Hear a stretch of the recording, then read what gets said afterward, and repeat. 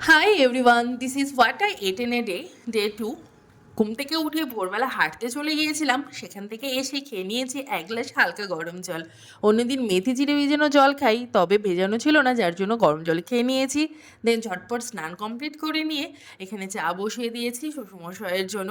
তো বাবাকে চা করে দেওয়ার পর একটুখানি গোপাল পুজো দিয়ে দিয়েছি।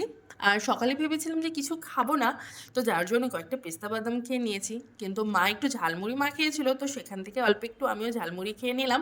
তার 1 ঘন্টা পর খেয়েছিলাম এবিসি জুস। দেন আজকে আমি একটু লাঞ্চের জন্য বানিয়েছিলাম এই পাতলা করে আমচুনোতে টক, যেটা খেতে কিন্তু এই গরমে ভীষণই ভালো লাগে। আর আজকে কিন্তু লাঞ্চের মেনুতে প্রচুর কিছু ছিল, সব কিন্তু মোটামুটি ভেজে ছিল। তো সুন্দর মতো লাঞ্চ কমপ্লিট করার পর খেয়েছি একটুখানি টক দই। এই গরমে কিন্তু দই ছাড়া চলা কিন্তু একদমই মুশকিল।